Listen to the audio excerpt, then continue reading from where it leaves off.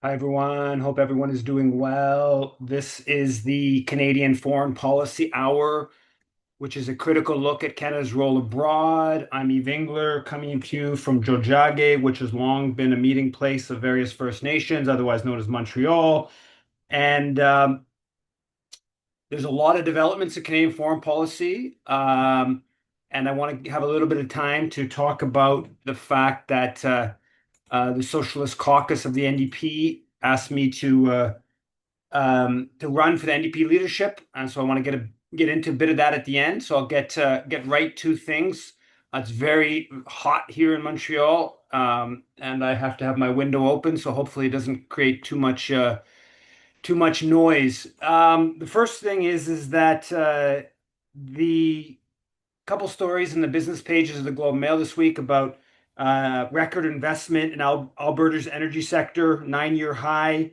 Also, a story saying that the tar sands is going to hit 4.7 million barrels per day by 2034. At the same time, of course, we're seeing record CO2 levels higher than any time in the past 14 million years. And we're seeing major heat waves. Canada continues its outsized contribution to the climate crisis, and with all the devastation that comes from that. There were protests in Haiti this week against calling for system change, against foreign influence, and I think also against some of the gang control of the country. Foreign interference, of course, major Canadian role in Haiti. The Financial Post had a story about Brookfield Assets, big long story about their operations in Lima, Peru, about how they are taking the Peruvian government to the uh, investment tribunal through the Canada Peru Free Trade Agreement.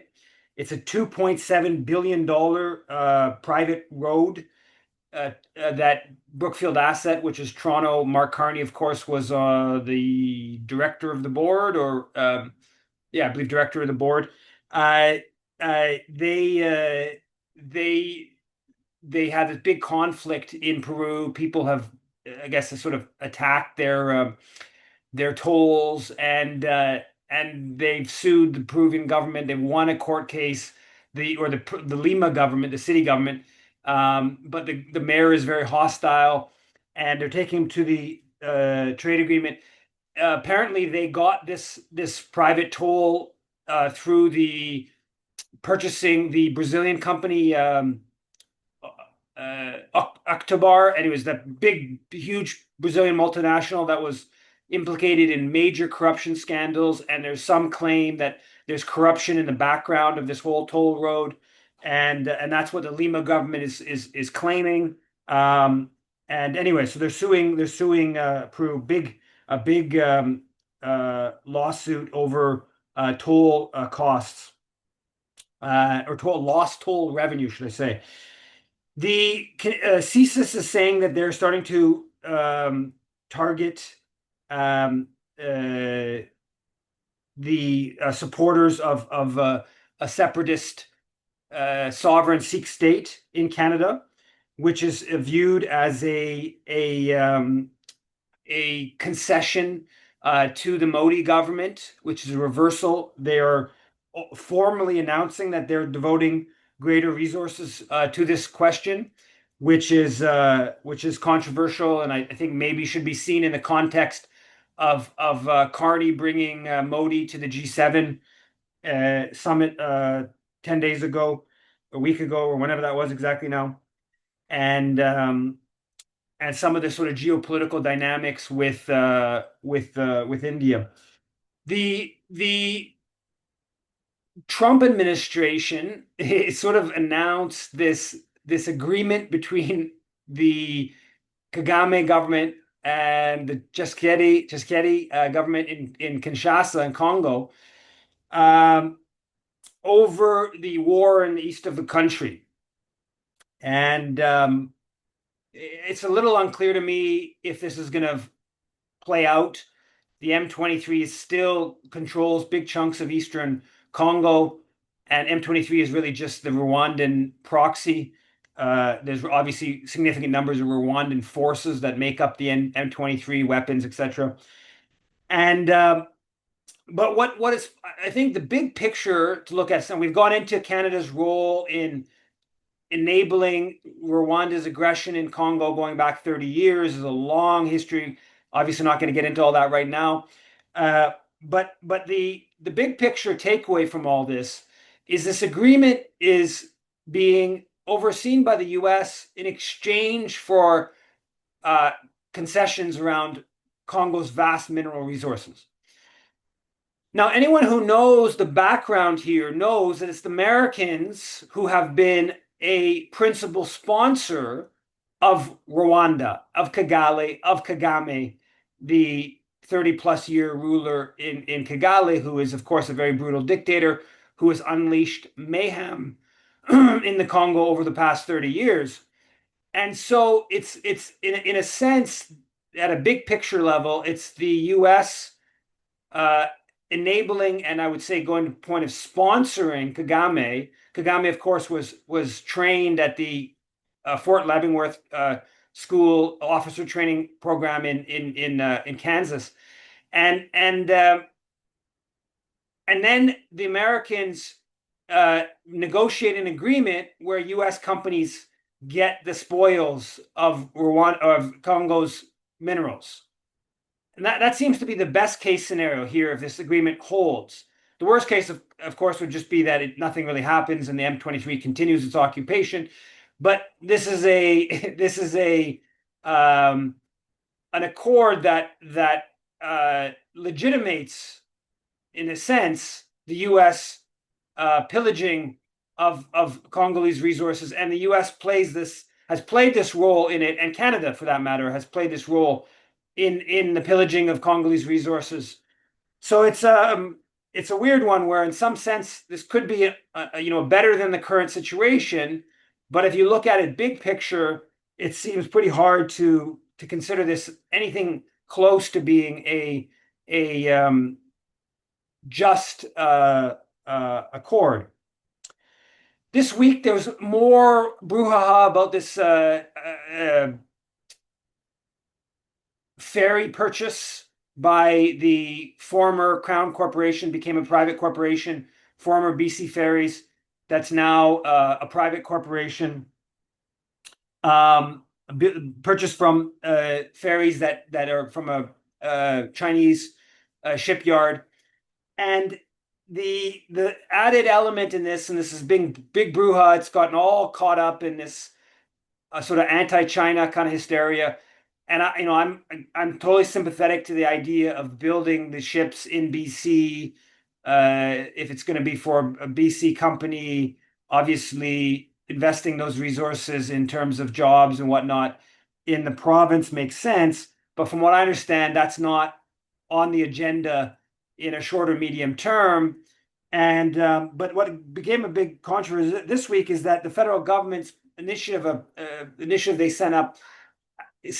gave $1 billion loan to assist in this purchase. So the federal government is enabling this purchase from Chinese shipyard, and this became a big controversy. Now, the Globe and Mail is really hyping up. I assume I don't follow the Vancouver Sun and the province and other BC media, but I assume it's being hyped up a lot in BC as well. And the Globe's talking a lot about it. Now, the Conservatives have stepped in here, and they are mocking Carney for him saying that it elbows up pledge, and then providing that liberals providing this loan for this purchase from a Chinese shipyard, and this to me is pretty remarkable, because of course the elbows up thing is supposed to be about Donald Trump in the US. And what the Conservatives have been able to do, in my view here, is they've flipped the language, and they've taken this anti-China meltdown in our media, and they've which shouldn't exist. it's the Americans that are pushing us towards this anti-China perspective. I mean, it's more complicated than that. I think there is, let's call it indigenous and not in a First Nation sense, but indigenous Canadian opposition to China that's long and complicated ties to Canada's position with the U.S. empire, whatever. But in the kind of narrow, of course, the anti-China stuff is being pushed by Washington, and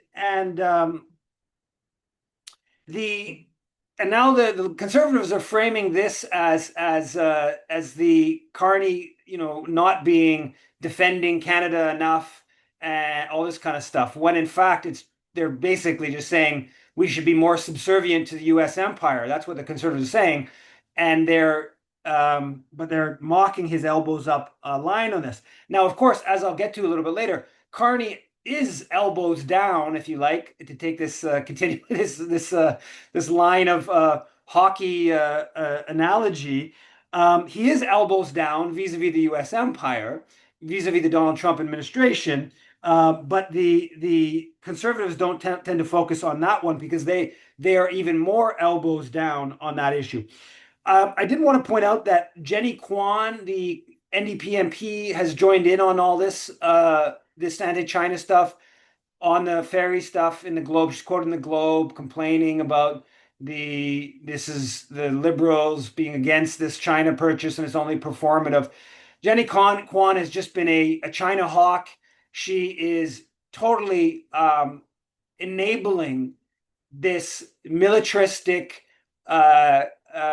drive that Canada's gotten into, that the anti-China perspective is part of, and of course this pro-Washington angle of things. Jenny Kwan just continues down this pathway, and I think it's partly just that she wants to be quoted in the Globe Mail. It's just you got to put forward some criticism of the Liberals on this just to get your name in the Globe, and the Globe is taking up this issue. That's part of how it plays out, but it's negative. This is a destructive path, and the NDP needs to start pressing Jenny Kwan away from this perspective. Now, on the flip side, and a more positive note on the China file, there's a poll this week that was releasing almost half of Canadians oppose tariffs on China to secure U.S. relief. So basically, Canadians don't want to get more down the anti-China pathway as a way to make nice with Trump, which I think is exactly the right perspective, because all you're doing is strengthening Trump's hand by going further down the pathway of picking a fight with China. You're strengthening the U.S. influence and control over Canada. And so the public seems to be understanding that. But that's not what Jenny Kwan seems to be, where she seems to be at. The National Post on the front page had a big story about the forgotten war, and about an iconic photo from the Korean War and the 75th anniversary of the Korean War that just passed on June 25th. The Korean War, of course, which is sometimes called the Forgotten War, partly the reason it's forgotten is because we didn't win. It's an armistice agreement that came out of it. And the Korean War is important to remember. This is a horrendous conflict. And it's important to remember now, partly because it was partly a response to Chinese nationalism and the Mao's forces and the communist forces taking control in 1949. And we went to war the next year, in part in response, and it ultimately became a direct war with China. Huge Chinese role in the war when the U.S.-led so-called UN forces, with Canada sending 27,000 troops, got right next to the Chinese border. Horribly devastating, something like 3 million people killed, and it needs to be discussed a lot more. It was unnecessary. At worst, this was a civil war within Korea, and that we massively expanded and internationalized. And in fact, if you go back, in the post-World War II period, there was decisions that Canada, the U.S. made that could have maybe even avoided the Civil War element. But so this is an important conflict, horrible conflict, that is a something that always should keep in mind when we're talking about more money for the Canadian military. And there's a bunch of stories in the business press, in the Globe business section, and elsewhere about what Carney committed to in terms of military spending. And what we're talking about is something like $1 trillion over the next decade. So they announced immediate 9 billion right away, for this year, I think ending in April of next year, the current fiscal year. And that's about $100 billion over the decade. That Carney announced immediately, and that was doubling. It's already part of more than doubling Canada's military spending over the past decade. And ostensibly, we're not actually at war. We were at war in the previous decade with Afghanistan, but ostensibly, we're not at war. So this is a huge increase, and now Carney committed to the 5% NATO target, 3.5 of so-called hard military spending, and another 1.5 of some mix of like bookkeeping games and some mix of actual kind of added spending to things that are sort of in the defense or security domain. Now, this works out as one story in the Globe business section said 150 billion annually, and the grand total would entail spending of 1.4 trillion to 1.5 trillion over 10 years. And I should also note that with this stuff, when we talk about procurement, the other thing to keep in mind with this procurement is that if you buy more of this equipment, it's very expensive to upkeep this stuff. So I mean, theoretically, you can purchase this high-end equipment and then just sort of let it go to waste and not upkeep it. But realistically, once you made the purchases, you got to spend the money on upkeep. And my understanding of the Canadian military budget, basic breakdown, is something like a half of it goes to like costs of soldiers and salaries and all that kind of stuff, and about 20 some odd percent is procurement, and then about 25% is like upkeep. That's the sort of broad outlook of the Canadian defense spending. And so this is some huge money. There's this clip of Carney being asked, I think when he's at the NATO summit, maybe just before, maybe he was doing the UN or the EU, should I say, meeting there on the Monday or Tuesday of this week, where he gets asked this really quite simple question about how you're going to deal with the deficit, all this new military spending, cutting to social programs. He gets asked this, what seems on the surface a pretty simple question, and he's completely flustered. He just he sort of starts and then stops and then starts again, and then he kind of babbles about we're committed to growing the economy. So he's saying, because that's deficit, and they're saying within 3 years they're not going to have a deficit, and then they're massively increasing military spending, and they're saying they don't want to increase. They're talking about cutting taxes. It doesn't work, right? You can't square all this. So either you major increases in debt or deficit spending and debt, you increase taxes, or you slash social programs. It's very clear the plan here is to slash social programs. That is being kind of like raised a little bit around the edges, and certainly the Globe Mail and other militarists are pushing this hard. But Carney really he just kind of babbles, and he starts babbling about how we're gonna increase economic, we're gonna build the economy. Well, the 5% GDP. It doesn't matter if you increase all that means you're going to spend more on the military, right? It's tied to economic growth. So that's not a response, at least to the military side of it. Maybe it's a response to the deficit side, and we're going to eliminate deficits by increasing by increasing GDP and economic growth, and basically make deficits and debt, a much smaller proportion of our overall economy. Okay, that has a logic to it, but it doesn't in the case of the military spending, which is the central part of this question.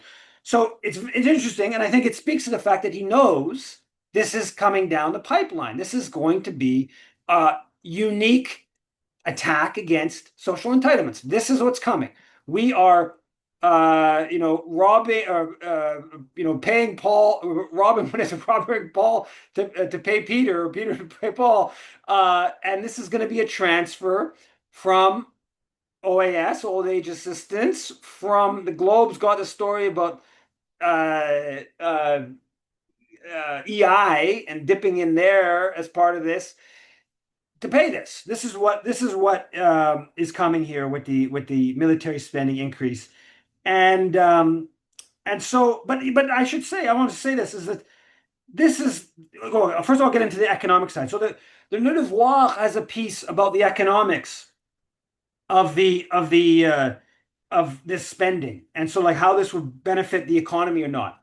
And the basic point here is this is really bad from a standpoint of the economic benefits, the military spending. Now, there's all kinds of factors that go into this, and you can't really generalize. This is part of the point of the article. You can't really generalize, but they basically make the point that no matter how you shake it down, the military spending is going to be on the lesser side of economic benefits.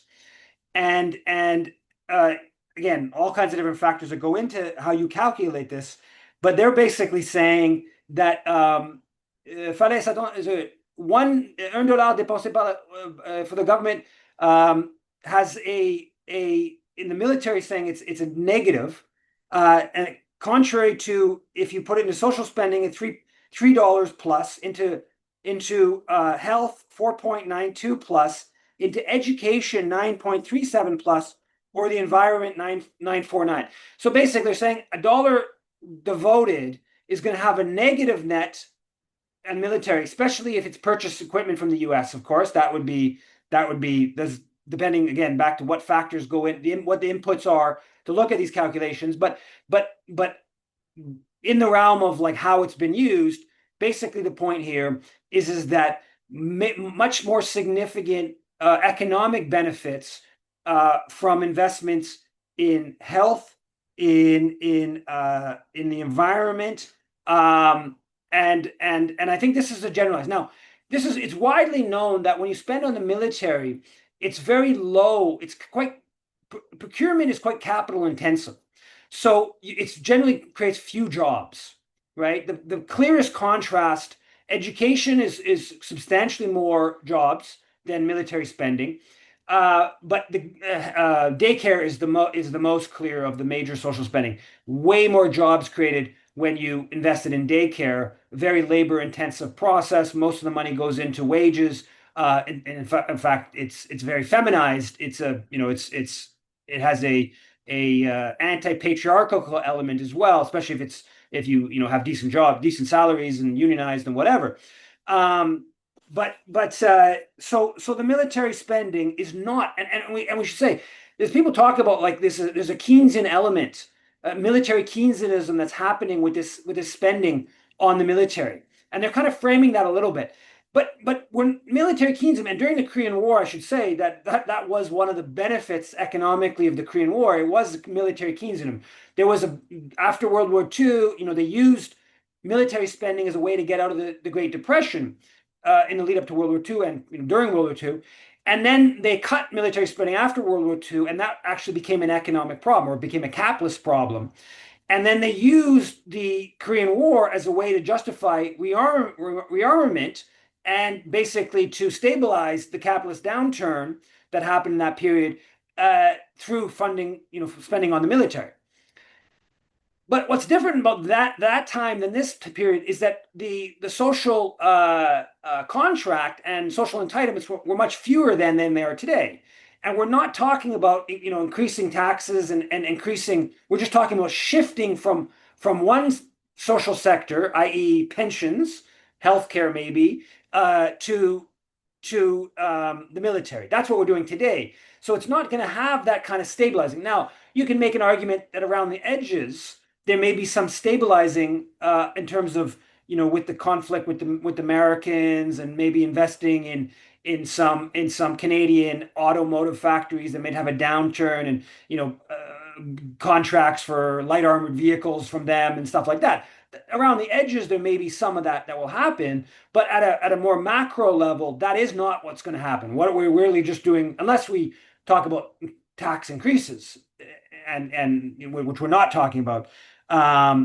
So the sort of the capitalist stabilization element here is going to be not particularly significant, though it will be beneficial, of course, to the highly profitable, capital-intensive arms industry that's lobbying very hard for this huge increase in military spending. Now, this is a big issue. This spending, this is unprecedented, as I understand, probably in Canadian history. Without any war going on, we are talking about the biggest increase in military spending ever. That's what's happening here. We've started that process, and Carney's committed to moving forward on that pretty aggressively. Whether they will, that's still up in the air. I don't believe they actually will hit the 3.5% of hard military and the 5% overall. But they're committed to it, and they've made some major investments, major commitments already, or major funding already, and major commitments. So I think they're going to try to wiggle out of it because they understand how big of a backlash will come politically to this. Now, nonetheless, they made these commitments. Now, in this context, the NDP puts out a statement in response to Carney's announcement. And the statement says, New Democrats say no to Carney's NATO 5% commitment. Not bad title. The next 11 lines in the statement from the NDP is basically praise for the Canadian military and complaint that Liberal and NDP, or Liberal and Conservative governments over the past years have not fulfilled their NATO commitments, and says the NDP will fulfill their NATO commitments. Completely contradictory. Presumably, what they're implying is that previous Liberal and Conservative governments haven't hit the 2% NATO commitment. That was the NATO commitment for much of the past 15 years, 20 years, whatever. But it could also include the 5%. It's a little bit, it's not clear here. So basically, they laud the Canadian military and then say they are the real ones that are going to hit the NATO commitments. Unbelievable. And then they get into the latter part of the statement, has some more like what we would call quotes that are, I think, closer to good statements. This is not even the vicinity of acceptable. And why doesn't an NDP statement just say no?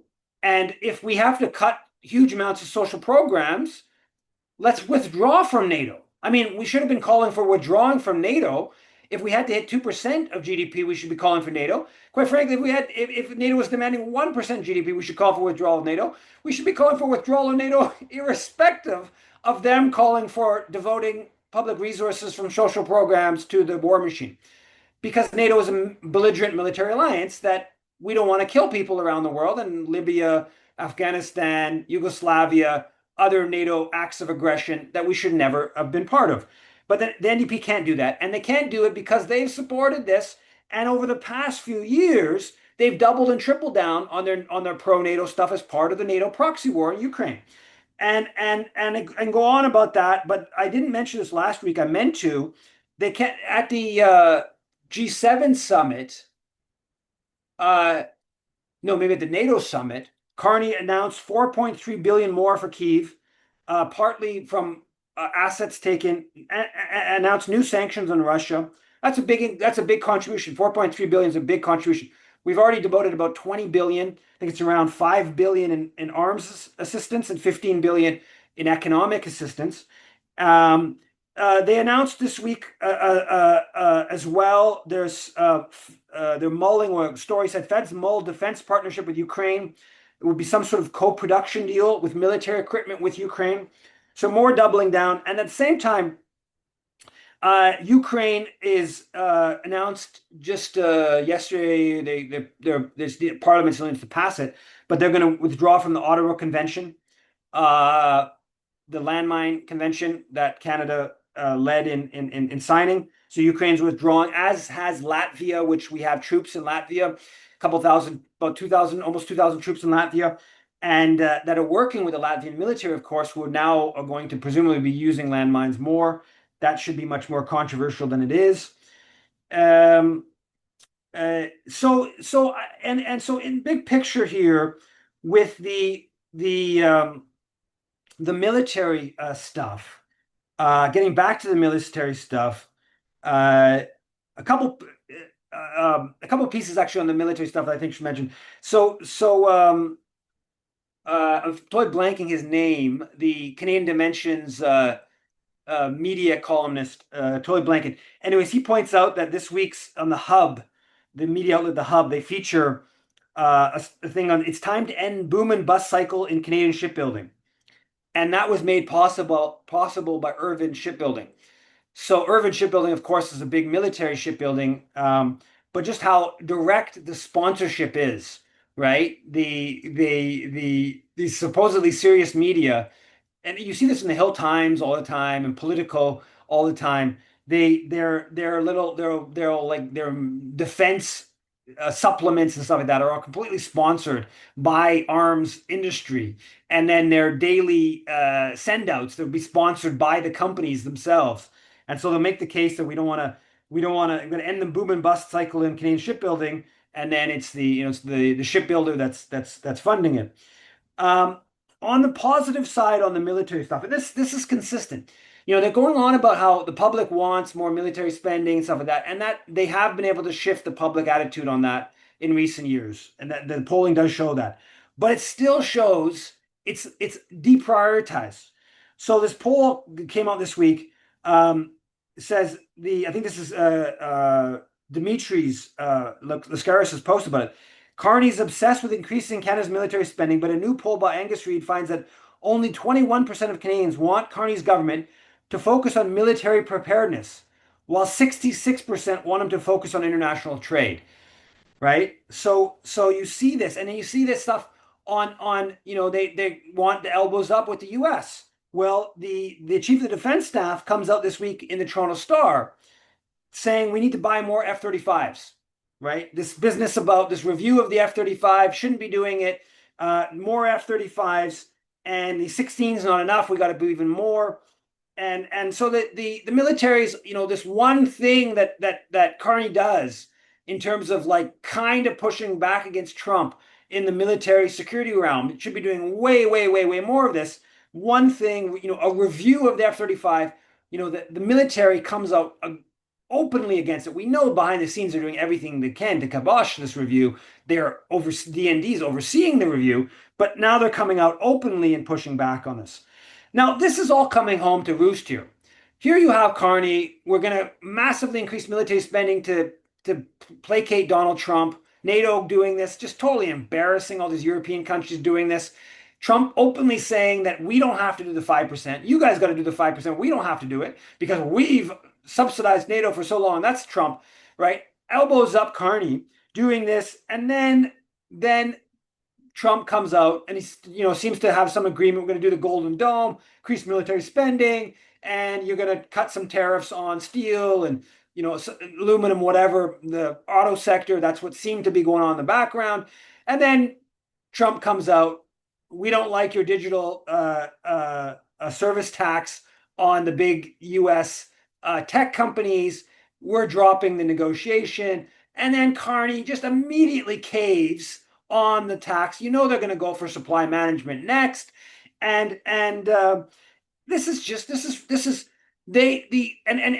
on in Saturday's Globe, Thomas DeCino, how do you pronounce him? The guy who founded the Business Council, the Canadian Council for Chief Executives, which becomes the Business Council, has this big long op-ed in the Globe. It's just totally embarrassing. Like U.S. has their treaties. If you get a treaty with the U.S., we have to have a grand treaty of of economic and security treaty with the US, and that becomes like law, and so Trump wouldn't be able to just abrogate it, any day of the week like he is able to with tariffs and stuff like that.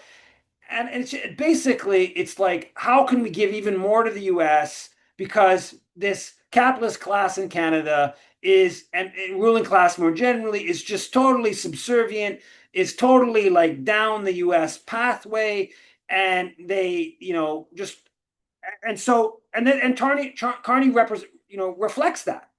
And so he's now just like stuck here where he's thinks he's about to have some agreement with the US, and then Trump just like he snaps his fingers and the whole thing comes unraveled.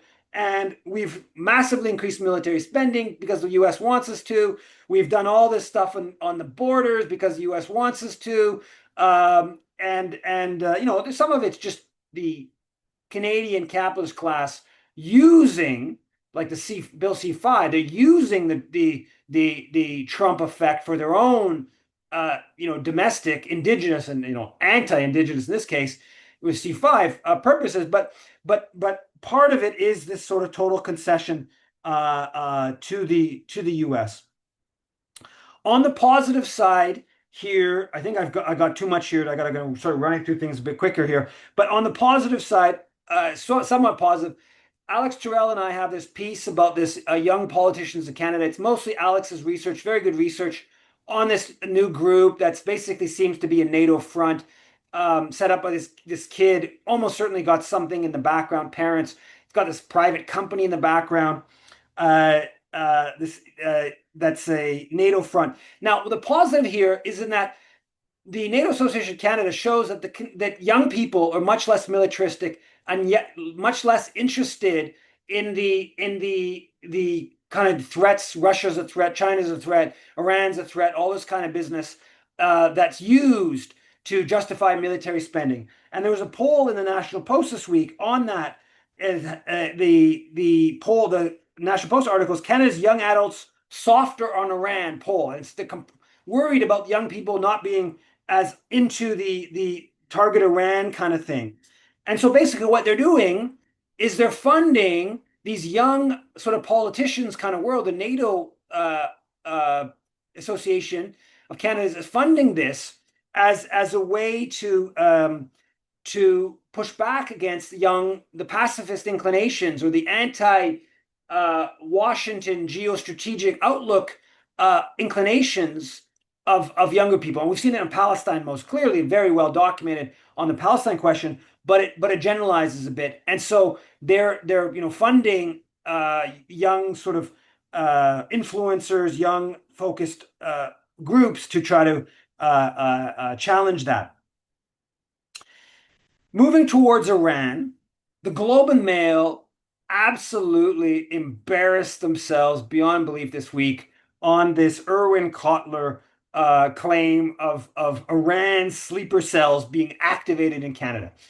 So they have it on the front page on the Tuesday, I believe. I'm not sure it's on the front page. I'm pretty sure it's on the front page. And then on the Wednesday paper, and this I'm sure about, it's a front page article mentions it again. An op-ed mentions it again. And a story titled Ottawa Wary of Iranian Interference. So in the Wednesday paper, there are 3 different mentions of Cotler's, just like he throws it out, just the saintly person. He just announces, Irwin Cotler announces, we have to be on the lookout for Iranian sleeper cells in Canada being activated. Because of course, well, we don't know why, of course, but obviously this is true. Irwin Cotler said it. It's anti-Iran. And, we got to make sure everyone who reads the Globe Mail, if they don't catch it on the front page article, they'll catch it on the op-ed page, or they'll catch it in the page 6 article. And it's just literally a Irwin Cotler creation that the Bob Fife, presents to the Globe Mail readership the day before. There's nothing. He can't give us any evidence. It's just Cotler saying it. And Cotler is like the least credible person in the world on this. Cotler is an anti-Iran hawk going back decades. He is a Holocaust promoting fanatic in terms of Gaza. This guy has been attacking Palestinian rights for 50 years. He is like about the least credible person in Canada to make a claim against Iran But that's the globe. They go with it. It was also funny to me reading some back issues of Friday and Saturday National Post, that I didn't get to read before last week, and they were all about the day after is coming for Iran. Iran could fall any day, and Carney could not be more irrelevant, were a couple of the headlines. There's all this stuff about Iran is on the cusp of being the Islamic government's about to be overthrown, and the like, and it's going to happen any day now. And they were all euphoric about this, and then you're now seeing all this stuff about how what's kicked in Iran, of course, is whatever people think of the government is nationalism. And in fact, there is a good argument to be made. We'll see where things are in 6 months from now, but in the short term, at least, is the least likely to see that happening. The on Iran, and of course, what happened when I talked last week, it was the American Trump kind of imposes a ceasefire, forces Israel to back away. I'm not really sure exactly what's going on here. My sense of things is that two things happened here. I do believe that Israel was effective early on. They penetrated Iranian intelligence and society in a pretty stark way, and were very successful on day one. And they also, maybe not as much as they claimed, but they did mostly undercut Iran's air defenses. And so they had basic control of the airspace and to bomb and whatnot.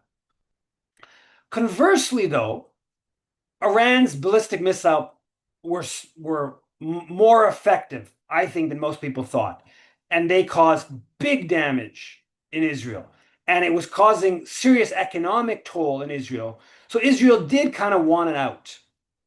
But my sense here is that Trump did a big part of what Netanyahu wanted with the bombing, and mostly in terms of breaching it's always most difficult the first time you do such an open act of aggression. The next American bombing becomes easier, and as will the next Israeli bombings too, when you open, right? So that's a big win. I don't know that the destruction of the nuclear sites was that important. I think it may have been. I'm not really sure on that. I'm a bit skeptical on that front. But I think that basically Israel did somewhat want it out because they were getting hit pretty hard from Iran, but they, more than that, they wanted Trump to go more in, and Trump wasn't willing to go more all in. And so there's a little bit of a loss on that, in that sense, from an Israeli perspective. So it's an interesting kind of dynamic where in some ways there's a genuine both wins on both sides. Obviously, the Israeli objective was regime change, or more fundamentally, actually, just weaken Iran. That's the fundamental objective of this country of 9 million, to dominate this region of 500 million, and weaken anyone who provides any sort of some challenge. So that's the big picture. There's a poll saying 73% of Jewish Israelis don't believe Iranian civilians should be considered when striking Iran. On the Palestine front, the Haaretz story about, which we knew, of course, all the Palestinians were showing it. There's all kinds of evidence for this, but now this is confirmed by a liberal Zionist, or if you like, a liberal Jewish supremacist publication, Haaretz, about the fact that the objective was to kill people. That's what IDF soldiers were being told to do, ordered to shoot to unarmed people waiting for aid. And in this context, Mark Carney says that he will only accept a Zionist Palestinian state.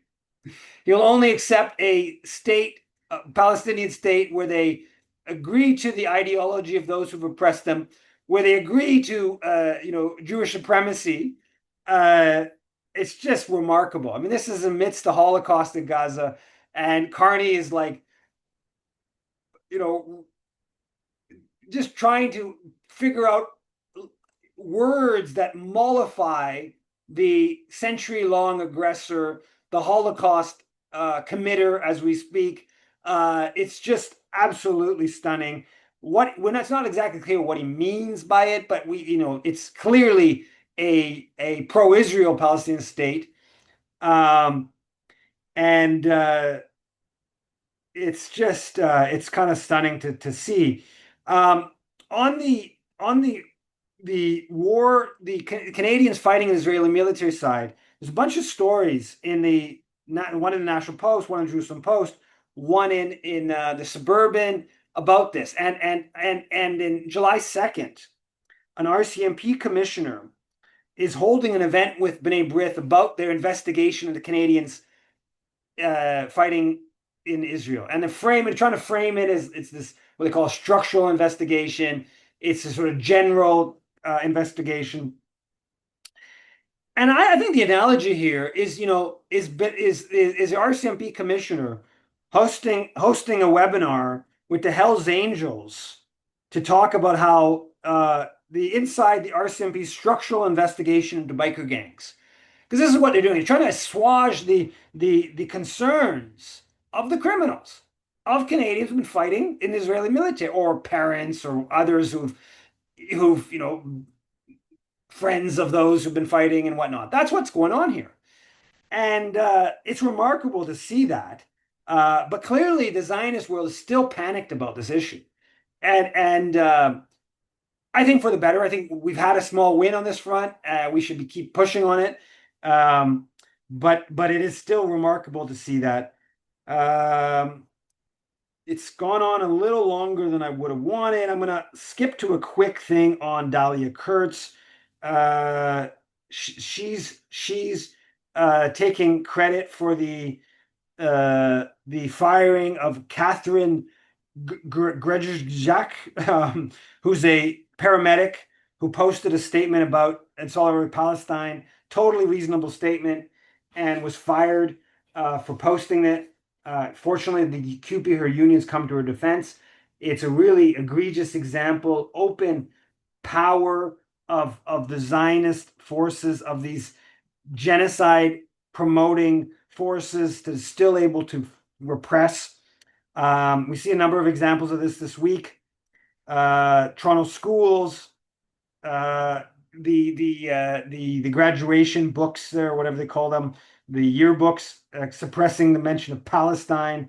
There's stuff on the bubble zone. Fraser, the minister responsible, is moving forward with the bubble zone, but counter that, there's a challenge to Vaughan's bubble zone that's taking place. These repressive zones designed to suppress Palestine protests. There's some positives on the Regina doctors voted to remove their money from banks, CIBC, that are sponsoring Israeli arms companies. There's the establishment of Canadian Journalists for Justice in Palestine. Looks like a good initiative. I just want to say one thing on this Dahlia Kurtz thing. No, maybe I'll leave that to next week, or I'll just leave it now.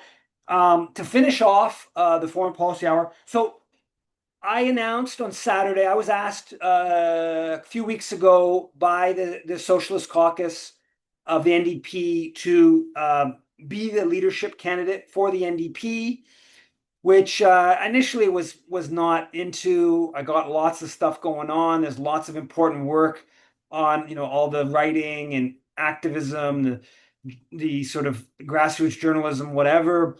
I also have two young kids. So my inclination was not to do it. But then I started thinking about it a bit more, and basically, this is a remarkable moment. I mean, from the standpoint of we are seeing this remarkable increase in military spending, which is going to come. It's coming with cuts to social programs. And we're going to start seeing unions and other groups like the Council of Canadians, that other groups promoting, a Canadian Healthcare Coalition, others that have been promoting social programs, start to finally come out against militarism. Is it in 2 weeks? Is it in 3 months? Is it when exactly? It's going to start coming because this is too big of a public resource shift. Now, simultaneously, when we think about this military spending increase, the best case scenario here is it's just bad for the environment and a big threat to social programs.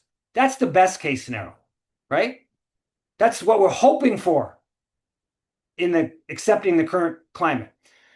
Because in the worst case scenario, or in a more bad case scenario, better put, this is going to be the strengthening the ability to unleash violence and to intimidate of the monsters who've been supporting, enabling this Holocaust in Gaza. What we're really talking about is Mark Carney giving himself and Pierre Poilievre or whoever is the next Canadian Prime Minister, most likely from the Conservatives or Liberals, greater means to intimidate and subjugate the global South, because that's what Canadian military spending is about. It's about arms companies, but it's about greater tools in the hands of the Canadian government, Canadian politicians, Canadian military that has bombed Libya in 2011, active aggression against Afghanistan, Iraq in the early 90s, Yugoslavia, Korea, World War I, South Africa, Sudan, 1884, whole history, overthrowing Lumumba in the Congo, Aristide in Haiti, on and on and on and on. That's what Canadian military is spending. So the best case scenario here is it's just bad for social programs, and it's a big blow to social entitlements and working people, working class in Canada.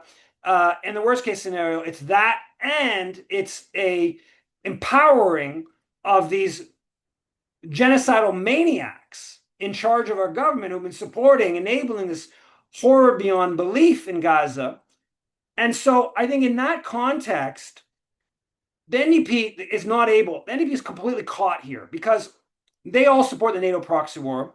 They support the China file. They may have come out some criticism on the Palestine front. They basically support the Iran. Now they've backed away a couple of weeks on Iran, saying, some criticism. They've been supporting this. They've supported Canadian foreign policy across the board, belligerent Canadian foreign policy, and they've supported the justifications for this huge transfer of wealth from social programs to the military machine. So they're in a very difficult position to challenge this. And that goes across everyone who's going to run for the NDP, who is Avi Lewis, obviously Heather McPherson, who is on the NATO Parliamentary Association of Canada. She's on the, she's a member. She's obviously not in a position to back away on this front. So and this is, I think, a unique comment. Now, I don't think that, it's a 1 in a million chance of winning, of course, the Liberal or the NDP leadership race. Can you impact the race without winning? And I believe you can. I think you can win without winning. And obviously, it has to be somewhat credible. So, I think on the issues, this major issue, the military, the Palestine question, and the social program, that main issue, I don't think there's anybody who has better credentials on that and understanding and knowledge of those issues than myself. So in that sense, there's a good intellectual and whatever argument for that. On the realistic side of things, I don't think, again, to have an impact, I think you have to have some sense that it's a credible challenge. Now, what do you need to do to make that credible? I don't know exactly. You're going to have to get a couple thousand people registered. There's a couple thousand people to register, pay the $5 to become NDP members on the grounds of wanting to vote for me, scare the party establishment, scare the genocide lobby, scare some of the arms kind of forces to start, pushing back. Obviously, to actually win, you probably need, 20,000, tens of thousands of people to register. Is that possible? I'd say it's very unlikely. Is it possible? It's possible. I mean, we know there's hundreds of thousands of people that have taken the streets against Canada's support for the genocide in Gaza. Now, it only could be done with lots of people get behind it. And I think you can have an impact on the race by just coming in hard on the NATO question, hard on the Palestine question. Obviously, you have to come up with a whole eco-socialist, anti-capitalist, pro-economic democracy, pro-land back, pro-feminist, pro, anti-oppression kind of program, and that's going to take a lot of work and energy to do. I'm into doing a certain amount of that, but that is a big effort. But yeah, so I'm going to hopefully lead the NDP whenever the race, whenever the vote comes down, whenever the race formally opens, and I'll open it up to questions. I'll let, I guess, Nadia can start, and I'll make Laura a co-host. Let's try not to go too much past maybe 7:15 or something like that. Go ahead. I think I've opened it up for Laura Nadia. I think you can go ahead, and I have to find Laurel in the Thank you. participants. Thank you, Eve. This is quite good. I didn't know that the NDP was supporting NATO and the warmongering machine. I'm quite surprised. Congratulations on your decision to run. I'll certainly support you. But while we have about 78 people here, perhaps it would be a good idea if each one of us were to write a letter and send it by post to the NDP management and shame them on how they're supporting the warmongering machine of NATO that has become a tool of aggression of the United States. This is what NATO is all about. So I suggest that each one of us should be writing that this scares them. This is part of our activism.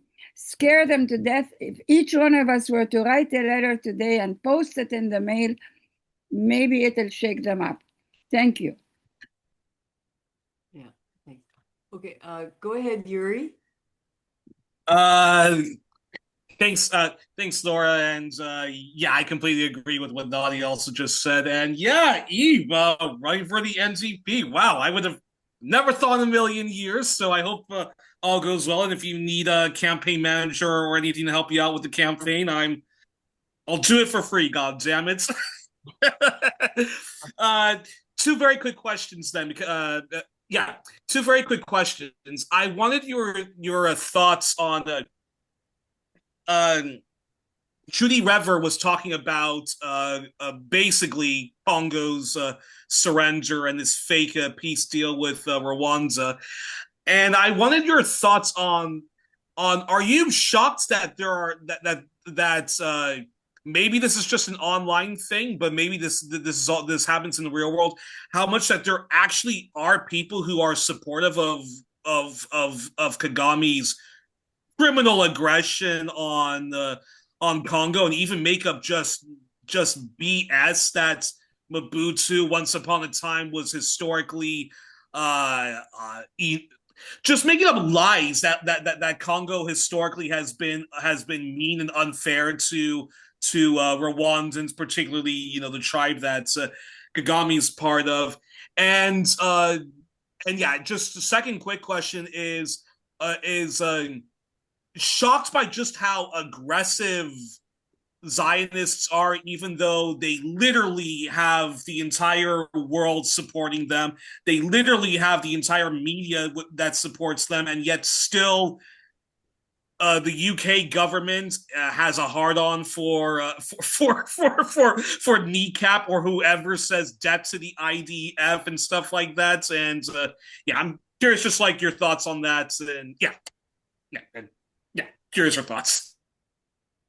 Yeah, I mean, I think that the parallels here. You can have a situation where people are justifying they're justifying Rwanda's aggression in Congo, and it's really like a 30-year aggression by a neighbor and by this totally obviously undemocratic and ruthless dictator. and it's all framed as like victim, right? It's all purportedly because of the Rwandan genocide and the poor Tutsis. The Tutsis run Rwanda. I mean, they run Uganda as well, of course. Uh, uh, and it's not Tutsis in Uganda. I don't get into that, but it is Tutsis really. Uh, it's also important to note that it's not a tribe. The Tutsis are not a tribe. Tutsis are a caste within a tribe, but um, so yeah, I mean, it's just 30 years. Now, how much of this is Rwandan government bots and how much of this is just like online with the justifications for Israel's endless crimes? How much of it is government bots? How much it is people believing it? It's all complicated how, what that structure is that does, the propaganda of the, unjustifiable. But yeah, I think the Congo stuff it is remarkable. I mean, but our government has been doing this for 30 years, right? Romeo Dallaire, our great humanitarian savior, is literally still justifying Kagame's 30 years of aggression in the Congo. And he's like framing it as like a benevolent, positive, humanistic, internationalist kind of whatever. And when it's just, millions of people that have been killed because of it. So it is pretty remarkable that that's coming. And yeah, I totally agree that, it's a total the Congolese are giving up their resources. As I forget the guy's name, Jack's Jake, he's at Barcelona, prof there. Forget his name online, but basically, like in 2008, the Congolese signed an agreement with China, mineral exchange for like infrastructure, and it was framed as this like, oh, total sellout, whatever. And this is like so much worse.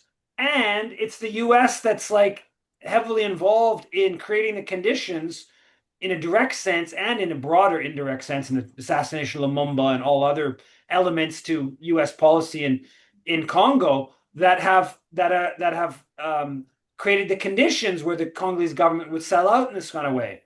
Um, so yeah, there was another question there I don't remember, but yeah. Okay, so Eve, we have three people with questions, so we're going to go to Hans next. Go ahead, Hans. Mine is less of a question than a full endorsement. Indeed, this is a unique moment of economic uncertainty that's unprecedented in Canada. And the war tiredness is felt in Europe, it's felt in America itself, and only the political class seems to be hell-bent in licking the boots of Donald Trump, whatever his vicissitudes are at the moment. So we have I think, an opportunity to reach people that we haven't reached before. And I think it's also an opportunity for Eve to broaden beyond the horizon of the foreign policy issue, for which she is uniquely qualified as a launch pad to tackle the shills of the establishment political class. So I want to fully endorse what Eve is doing. I urge the rest of our participants to follow Nadia's advice. Let's give hell to the NDP establishment by whatever means we can and however effective we will. Let's take the upside of this moment. Thank you. Thank you, Hans. Go ahead, John. Thanks very much. What Hans said, although I'm cautious to use the phrase by whatever means necessary, that has a sordid history. I think a couple of things. I was on the Socialist Caucus call that where we're pleased to nominate Eve. One, somebody like Eve, just somebody on the left in the candidacy pushes the Overton window, as somebody in the chat pointed to the left, and opens up discussions. It also because part of the candidacy will be to push back against a very high entrance fee, to reduce the entrance fee to enable grassroots social organizers who who to enable them to actually succeed in becoming candidates. For the If Eve succeeds in getting the message out in a broader way that Canada is not now and historically has never been a good actor in foreign relations, a junior, insert phrase here, junior partner in imperialism, so forth and so on.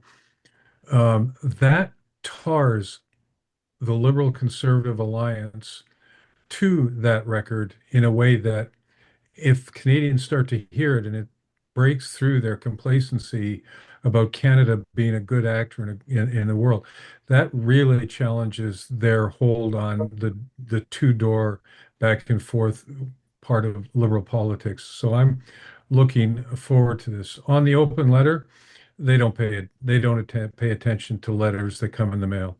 They just don't. However, if you make a letter like that and publish if in your local paper, your community papers, you publish an op-ed, that's public pressure, right? So those letters need to be public in an op-ed in your local paper, in the local newspaper, local blogs, whatever, to have that pressure. Finally, I would say I feel confident that everybody on this call would support Eve. If you support Eve, for those of you that are not yet or have resigned in the NDP in disgust, which I get, now is the time to rejoin or join the NDP so that you can cast your vote for Eve, and put your support behind him in the riding association. Good luck, Eve. Félicitations. Thanks. Yeah, I mean, I think that's as part of getting the campaign going. There's going to be a push at a specific moment to try to get people to pay the $5, or if they want to pay the more. I've only paid the $5 to become a member, to join. And I can, it will be done in a way with a strategic aim of trying to get a large number all at once to actually communicate to the NDP leadership that there is something going on here. It's not just a joke. It's not whatever. It will be done, kind of formally. I think there's a decent chance they're going to figure out a way of just saying, no, you can't run. That's my expectation here, of course. Yeah. There will be some form of intervention. If things get going at any degree, the genocide supporters are going to completely lose control of themselves, of course, and put pressure on the NDP, and presumably the right forces in the National Post or whatever would be like, oh, this is the type of person that the NDP represents or gravitates to or whatever. They will try to use a candidacy as a way to just attack the NDP in general, right? I assume those things would play out. I presume that those forces will hold back until they think that there's actually something happening, that it's taking on some sort of formal kind of structural real form, and that is coming. But yeah, so that's kind of my expectation. And certainly at some point, I will be sending emails to everyone on the list asking people to become a member and all that kind of stuff. Just before we go to Peter, do you know if people living outside the country can become members? I don't know about the formal. I think so long as you're a Canadian citizen, you can become a member. Oh, okay. Okay, go ahead, Peter. Yeah, I've known Eve for quite a few years. He would come and speak in my classes, based on his book, The Black Book of Canadian Foreign Policy. I think I'd like to endorse what Hans said and just commend Mr. Engler for his great courage in contemplating this move. I must say that with Zoran Mamdani's victory in the Democratic primary for mayor in New York, and the general unrest and the protests in the United States itself over all kinds of Trump policies, the moment is rich and ripe for something radical. And I can't think of anybody better to take advantage of that than my good friend Eve Engler.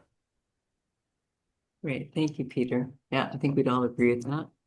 Okay, Eve, do you have any last words? Other than that, that's the last question or Nope. comment. Nothing more. Thanks. Okay, Thanks, great. everyone. See you next week. Take care. Bye.